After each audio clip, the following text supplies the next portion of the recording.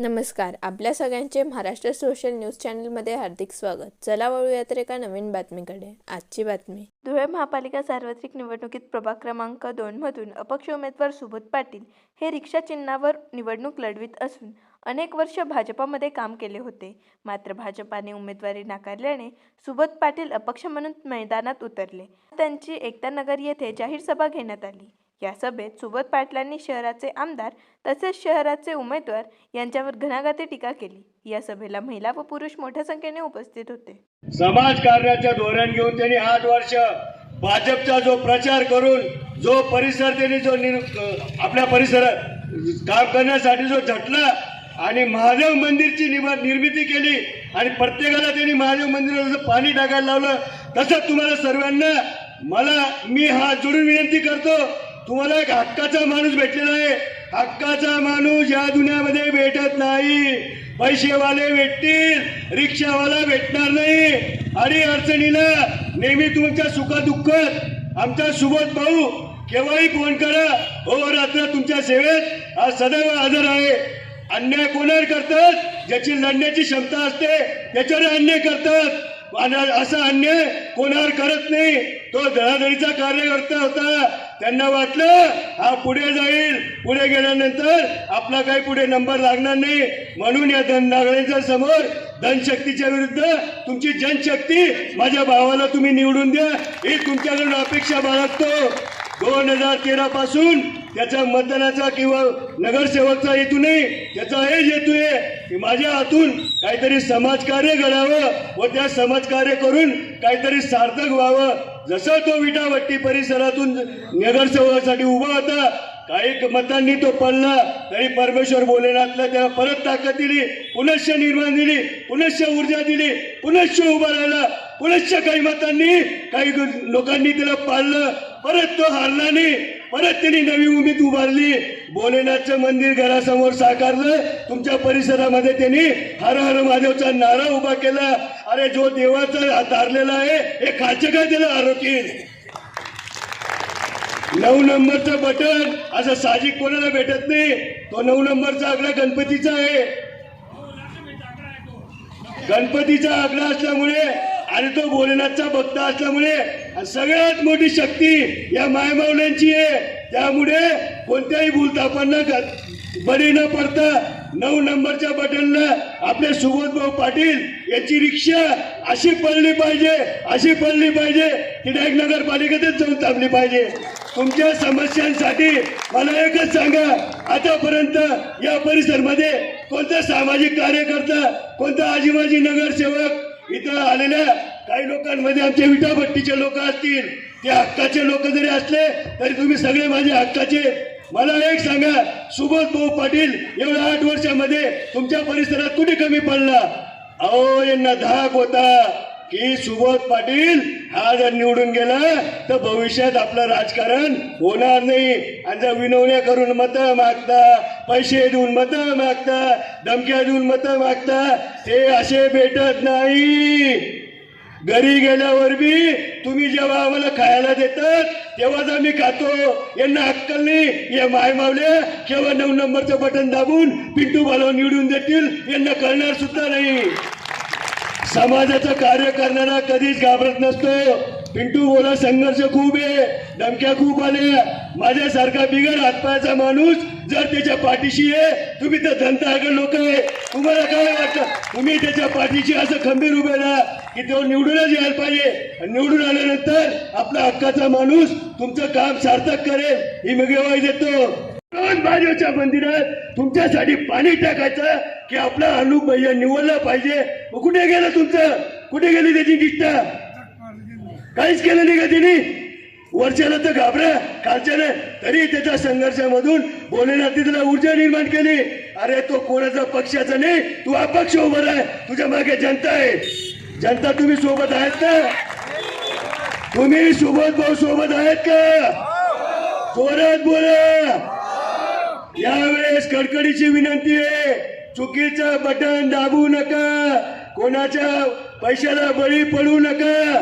हात जोडून विनंती तुम्हाला, यावेळेस एक मत माझ्या पिंटू भाऊ साठी द्या. अरे त्याला चिन्ह बी भेटलेलं आहे रिक्षा, आणि तो कोणत्या याच्यामध्ये उभा आहे? अ ब क ड. ड म्हणजे डमरू.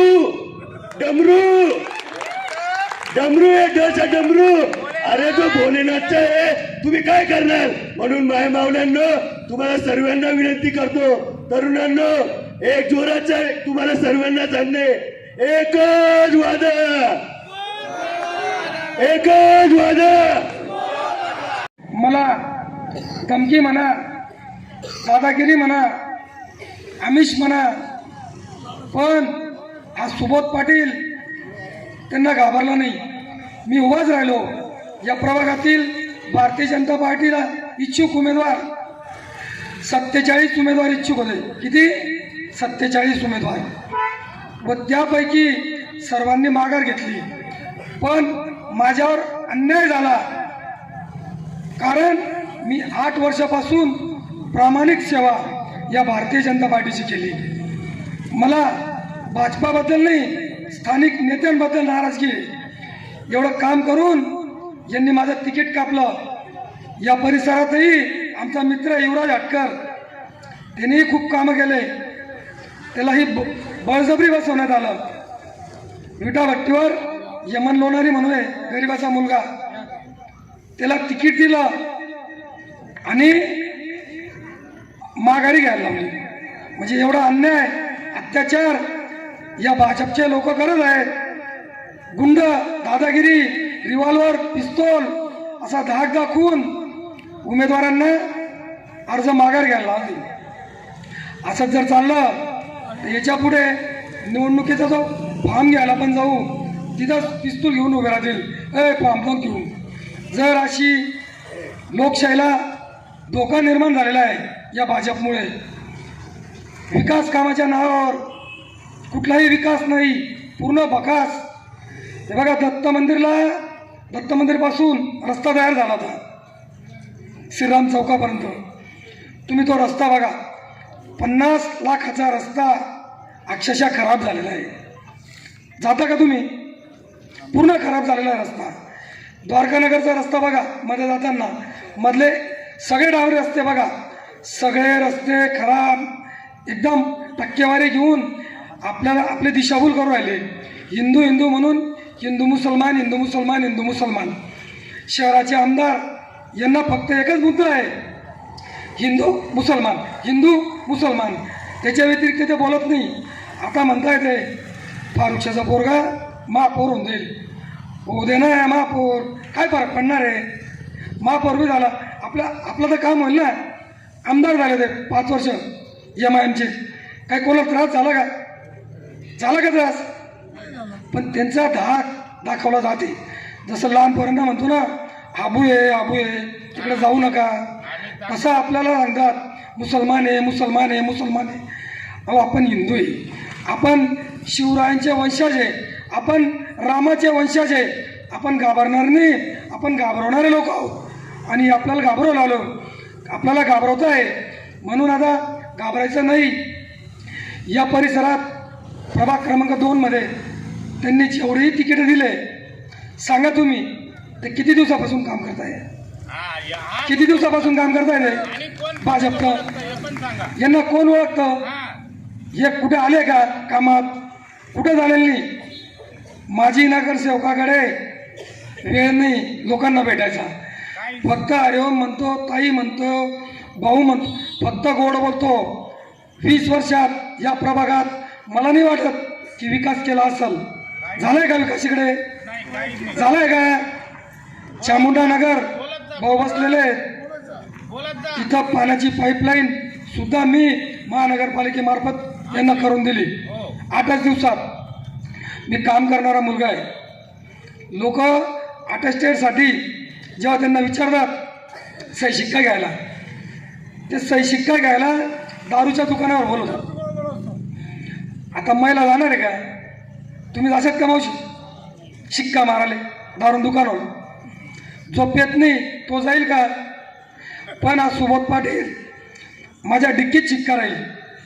तुम्हाला जर अटेस्टेड लागला तर तुम्ही माझ्या घरी नाही यायचं, मी तुमच्या घरी येईल शिक्का मारायला. जसं मताची भीक मागायला आम्ही येतो, मत मागायला तुमच्या दारी येतो, मग तुमचं काम करायला नगरसेवकाचं काम आहे ना, तुमच्या दारी आहे ना, का माझ्या दारी बोलव तुम्हाला? तुमचं कुठलंही काम राहिलं तर मला फोन करा, मी तुमच्याकडे येईल, तुमचे कामं मी करेल, कारण की तुम्ही मला निवडून दिलेलं असेल. तुमचं काम करणं हाच करा मुख्य उद्देश आहे. सकाळी तुमचा पोरगा, तुमचा भाऊ या क्षेत्रात जर आला आणि जेव्हा त्याच्याकडनं पैशाची मागणी होईल तर तुमच्या मनाला बी चटका लागेल ना, लागेल ना, हो का नाही? उत्तर द्या, हो का नाही? मग काम करणाऱ्याला जर असं डावललं जाईल, त्याच्यावर अन्याय होईल आणि त्याचं तिकीट दुसरा कोणी पैशाने घेऊन जाईल तर हा मोठा अन्याय होईल. आता इथं माझ्यासमोर उमेदवारचा एक बॅनर आहे, माझ्या समोर उभा आहे, तो विरोधात उभा आहे. माझी सभा इथंच आहे, पण पांडवनगरमध्ये सभा आहे आता भारतीय जनता पार्टीची, असाच माझा बॅनर होता. ते एवढे घाबरले की तो बॅनर उतरून ठेवून दिला त्यांनी.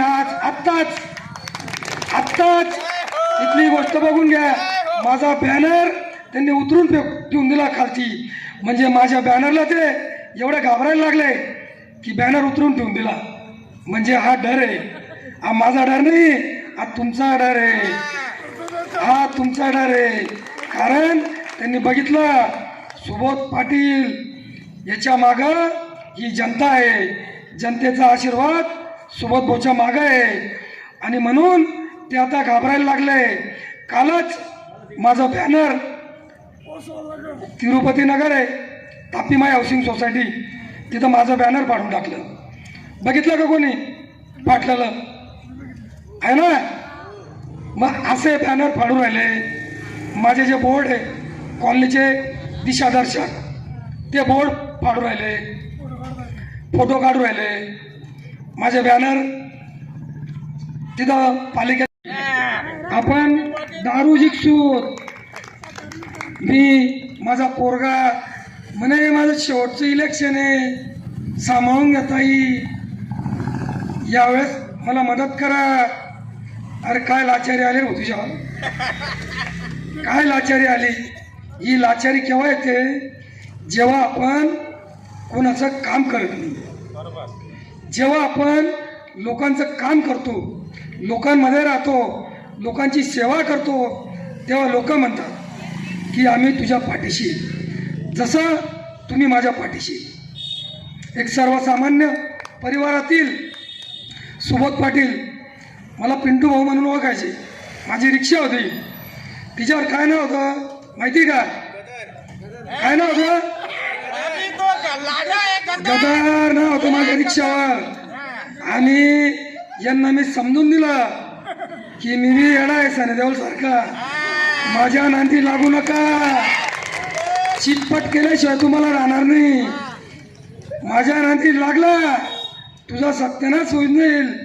अहो माझं तिकीट कापलं यांनी, माझी यांना बदवा लागली, पुऱ्या शहरात भाजपच्या विरोधात वातावरण झालं का नाही? झालं का नाही? म्हणून या शिवभक्ताची बदवा लागली आहे आणि याला या धर्मयुद्ध अनुभागरावला सांगू इच्छितो, तू पुढचा आमदार कसा होतो तेच आम्ही बघतो. हिंदू करतो, हिंदूंमध्येच फूट पाडतो. अहो ते आमच्या विटाभट्टीवरील पूर्ण विटाभट्टी 2 नंबर प्रभागात या वार्डात यायला होती. काय केलं? 30% विटाभट्टी 2 नंबर वार्डात आणि 70% विटाभट्टी 4 नंबर वार्डात. 16,000 मुसलमान आणि 4,500 हिंदू. म्हणजे हिंदूंनी तुम्हाला मतदान केलंय, त्यांचं काय होईल? कारण तिथे हिंदू मुसलमान झगडे होतील आणि शहरभर वातावरण पेटेल, म्हणून ही विटाभट्टी 4 नंबरला जोडण्यात आली. हा जाणीवपूर्वक षडयंत्र या आमदारांनी केलेलं आहे. त्यांनी केलाच केला, पण इथले जे माजी नगरसेवक आहे त्याचा त्या विषय खलासच करून टाकला जनतेने. या जनतेने त्याला घरी बसवलं. त्यांचे मुलं मला असे डोळे ताणून बघतात, हो दादा, अरे डोळ्या नको ताणू रे, मी डोळ्यात आणि आठ लागून गेली, तुम्हाला काय डोळ्यात राहणार? असा डोळे ताणून धाक दाखवून दादागिरी करून राजकारण होत नाही. राजकारणात लोकांची सेवा करावी लागते, लोकांसाठी झटावे लागतं.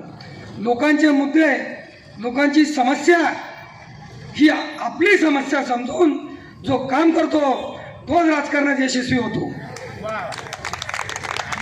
20 वर्षापासून मीच शेवटच्या 2 दिवसात वातावरण फिरवतो म्हणे. बापरे, काय वातावरण फिरवतो म्हणे, मुरमुरे वाटतो म्हणतो म्हणे. खरं आहे का?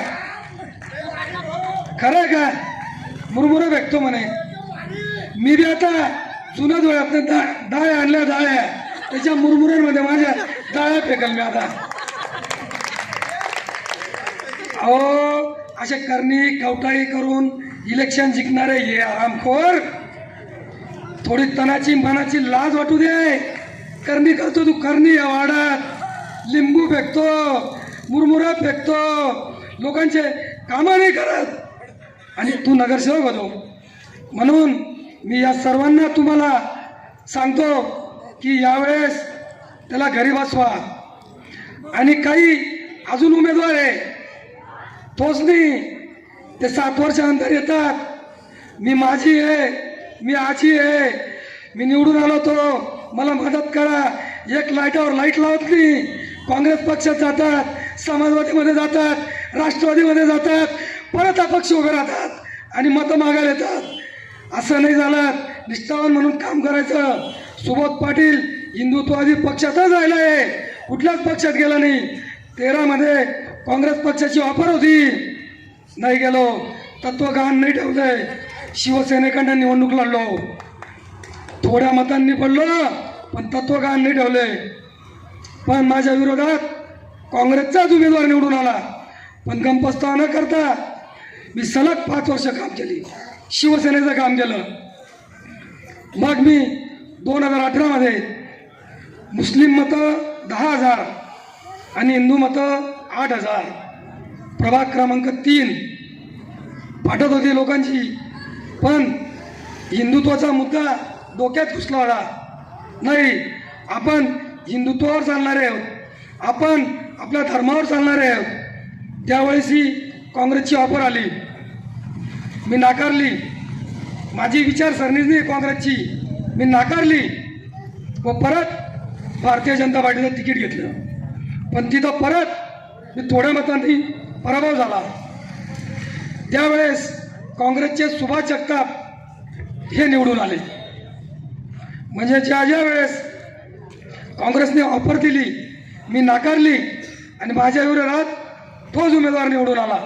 हे माझं दुर्भाग्य असेल की माझ्या विचारांमुळे मला नगरसेवक पद मिळत नसेल. आणि आता या भारतीय जनता पार्टीसाठी मी पूर्ण झोकून दिलं. मी मोदी साहेबांसाठी पूर्ण झोकून दिलं, फडणवीस साहेबांसाठी झोकून दिलं, हिंदुत्वासाठी झोकून दिलं. पण या दारूवाल्याने बरोबर कार्यक्रम केला माझाला व तिकीट 1,20,00,000 रुपये देऊन तिकीट मिळवलं. अरे तिकीट तर घेतलं, हे मतं कसे घेशील? तिकीट तर घेतलं, यांचे मतं कसे घेतील? अरे यावेळेस तुला 1 नंबर नाही, 2 नंबर नाही, 3 नंबर नाही, तुझी डिपॉझिट जप्त करो. या हातवरती करा, सरांनी हातवरती करा. हर हर हर हर. यावेळेस आपण सर्वांनी संकल्प करा, या दारूवाल्याला घरी बसवा. आणि हे 4 पक्ष फिरून आलेला जो उमेदवार आहे त्यालाही हात जोडा.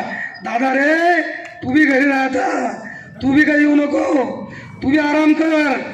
अजून काही उमेदवार असतील जे काचेच्या गाडीत फिरतात, काच खाली करत नाही, अशा उमेदवारांपासून बी लांब राहा. मी तुमच्यातला आहे.